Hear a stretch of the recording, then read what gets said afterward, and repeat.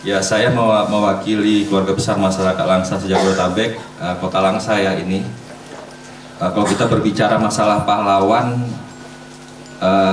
mungkin masyarakat Aceh menginginkan Cut Nyak Dien ini dibawa pulang ke Aceh. Ketakutan Kiai Haji Sanusi Ibu Cut Nyak Dien ada yang mencari, maka dia memberikan nama kepada Ibu Cut Nyak Dien, yaitu Ibu Ratu. Namanya itu Ibu Ratu. Jadi jangankan yang jauh, tetangga dekat juga nggak tahu bahwa itu Cut Nyak Dien dari Aceh. Tahunya Ibu Ratu, keluarga Kiai Haji Sanusi. Masya Allah, iya terharu. Ya karena kita mengenang jasa-jasanya, dia sampai tua loh, sampai umur 60 masih membela negara Aceh dari Belanda.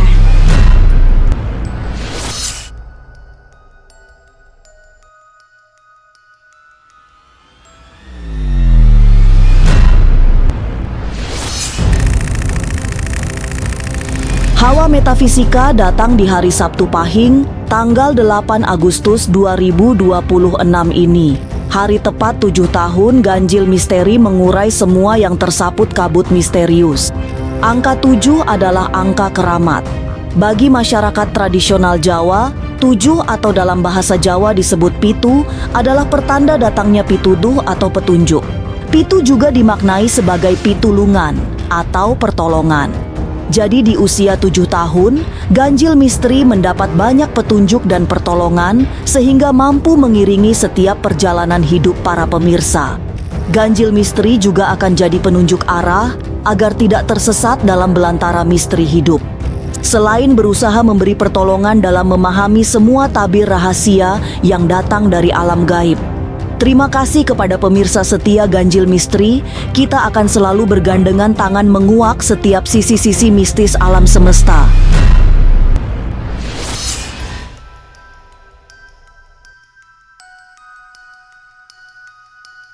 Datang ke Sumedang Selatan, inilah makam tokoh perempuan paling ditakuti penjajah Belanda. Dia adalah Cut Nyak Dien, yang dimakamkan jauh dari Aceh, tanah kelahirannya yang puluhan tahun diperjuangkan.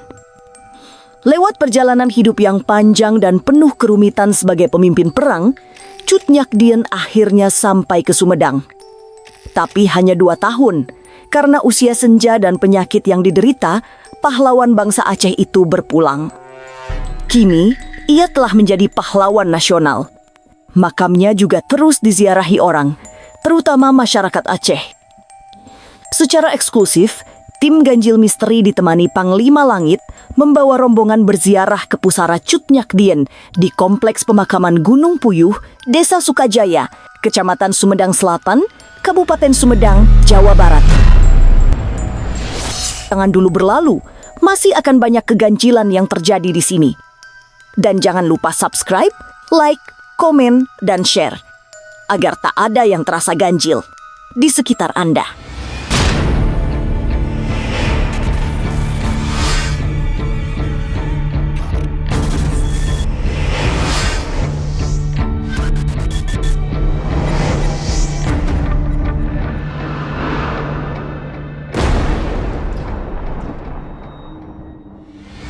Inilah Cut Nyak Dien, pahlawan perempuan yang meninggal di tanah asing, tersingkir sebagai orang buangan, serta menghabiskan hari-hari tuanya dalam senyap.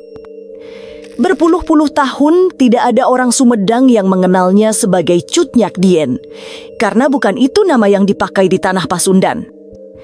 Suasana haru penuh aura metafisika menyeruak saat putra-putri Aceh yang tergabung dalam keluarga masyarakat Langsa atau Kemala berziarah ke Sumedang.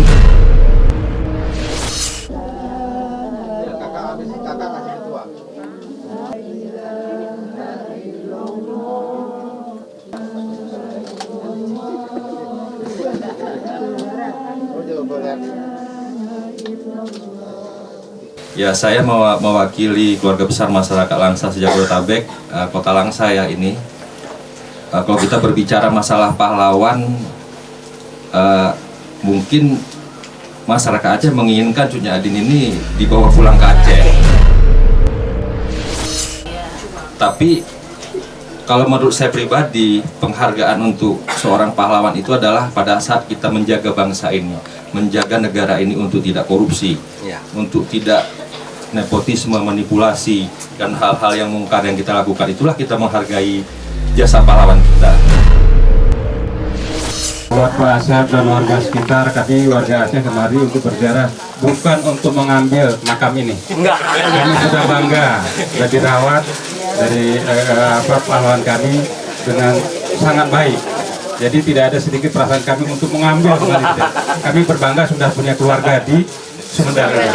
Demikian. Assalamualaikum warahmatullahi wabarakatuh. Waalaikumsalam. Ayo Kak, yang ini saja Kak. Lahir pada 12 Mei tahun 1848, Cut Nyak Dien adalah simbol perjuangan paling penting dalam perjuangan bangsa Aceh melawan penjajah Belanda. Kisah dari juru kunci makam, perjalanan Cut Nyak Dien hingga ke Sumedang sangat panjang. Sejak ditangkap, kemudian pada tahun 1906 dibawa ke Batavia. Dari Batavia, perempuan yang sudah tidak bisa melihat itu dibawa ke Sumedang karena permintaannya sendiri saat akan disingkirkan ke tanah pengasingan dari Batavia. Padahal nggak tahu Sumedang itu di mana. Jangankan saudara kenalan pun nggak ada. Istilahnya dia asal ngomong. Gitu. Nah, selanjutnya Ibu Cut Nyadin dibawalah ke Sumedang dengan satu juru bicara dan satu pengawal oleh Belanda ini. Setelah sampai di Sumedang, Ibu Cut Nyadin diserahkan kepada Bapak Bupati Sumedang yang bernama Eyang Surya Atmaja atau sekarang itu Eyang Mekar, anaknya Eyang Sugi. Nah, setelah menyerahkan, juru bicaranya ini bicara kepada Bapak Bupati, memberitahukan bahwa Ibu Cut Nyadin komunikasinya hanya bahasa Aceh dan bahasa Arab.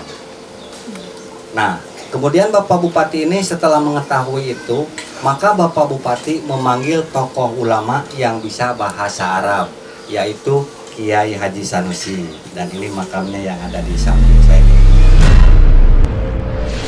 Dibawa dari Batavia, Cut Nyak Dien diserahkan kepada Bupati Sumedang, kemudian tinggal di rumah Kiai Sanusi.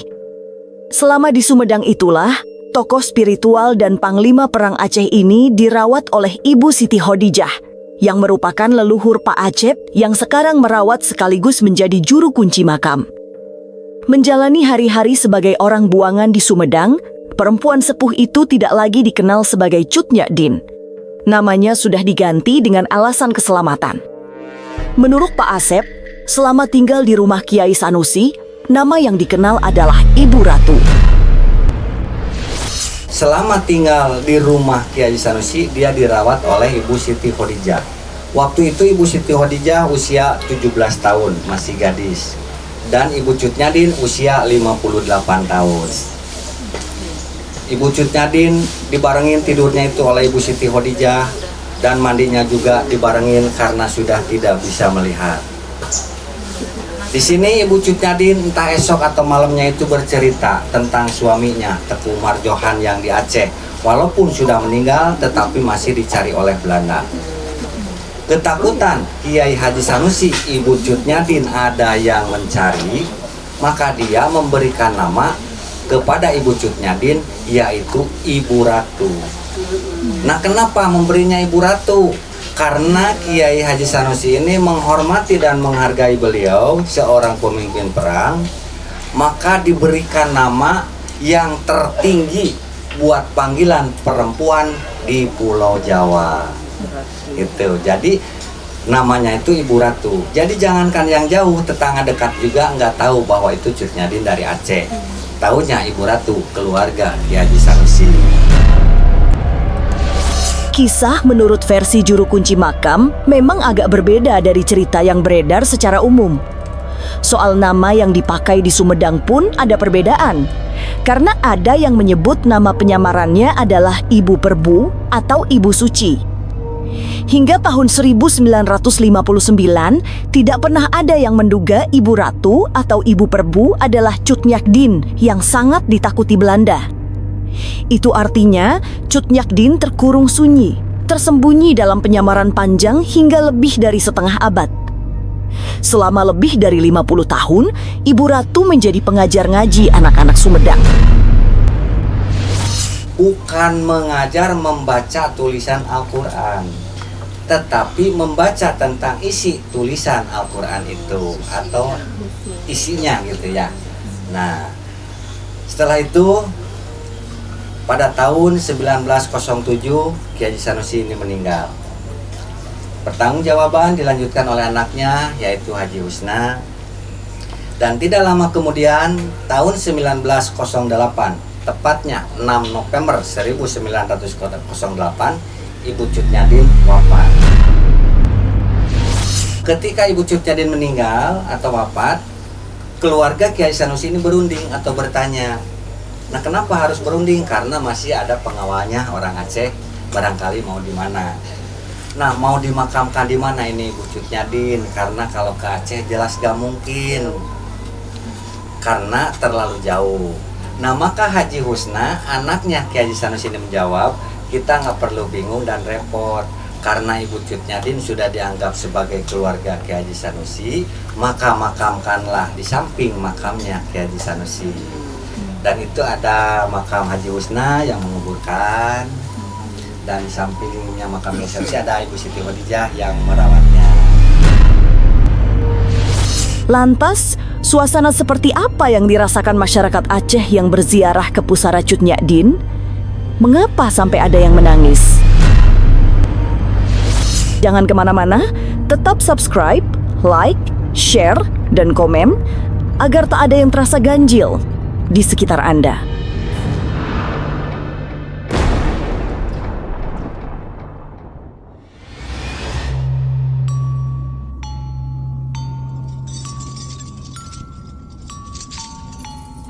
Perjalanan ziarah keluarga masyarakat Langsa terasa penuh makna karena dipandu Panglima Langit yang dikenal sebagai ahli spiritual. Ditetapkan sebagai pahlawan nasional sejak tahun 64, Cut Nyadin memang memberi banyak spirit bagi orang-orang yang menziarahi pusaranya. Meski penampakan nisan dan lingkungan makamnya terlihat rapi dan bersih, ada aura metafisika yang sangat kuat di sana. Panglima Langit yang terbiasa dengan hal-hal gaib juga langsung merasakan ada getaran energi positif yang masif.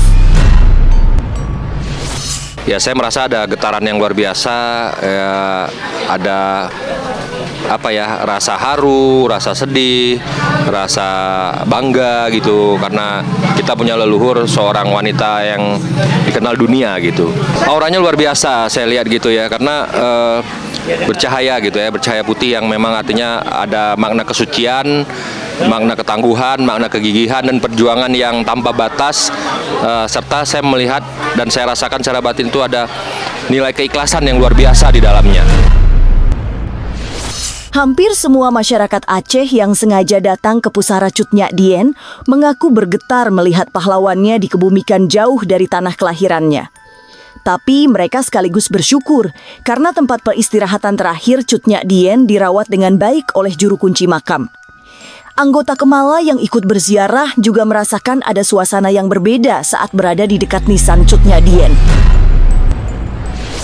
Ya, karena kita mengenang jasa-jasanya, dia sampai tua loh, sampai umur 60 masih membela negara Aceh dari Belanda.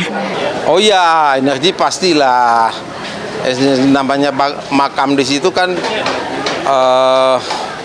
udah ribuan. Masa dari ribuan makam di situ tidak ada wali barang satu orang? Pasti ada wali, ya kan? Pasti ada wali, ada orang-orang yang soleh lah, ya kan? Apalagi di situ punya kiai,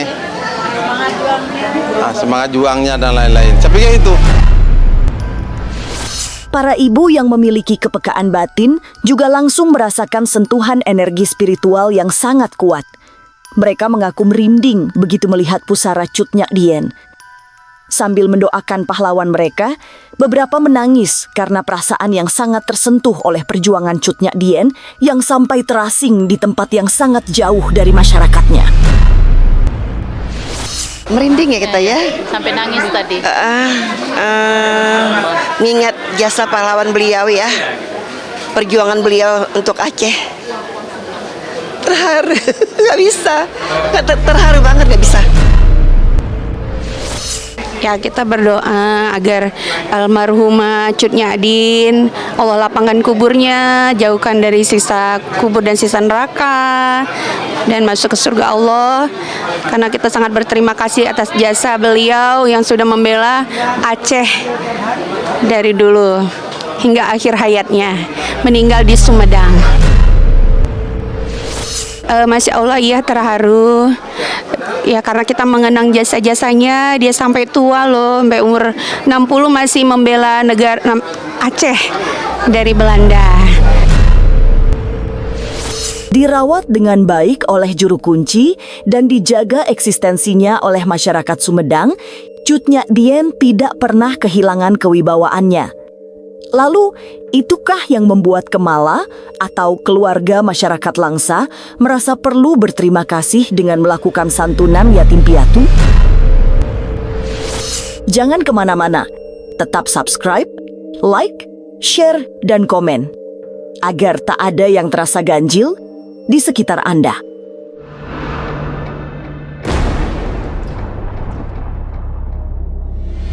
Berada di kawasan Gunung Puyuh, Kecamatan Sumedang Selatan, Kabupaten Sumedang, makam Cut Nyadien kini menjadi simbol perjuangan yang tak mengenal lelah. Usai melakukan ziarah, keluarga masyarakat Langsa merasa perlu melakukan santunan yatim piatu sebagai ungkapan rasa syukur sekaligus terima kasih karena pahlawan Aceh tetap berada di tempat terhormat. Kepada anak-anak yatim piatu, Panglima Langit yang menjadi Ketua Umum Keluarga Masyarakat Langsa berharap bisa meneladani kepahlawanan Cut Nyadien.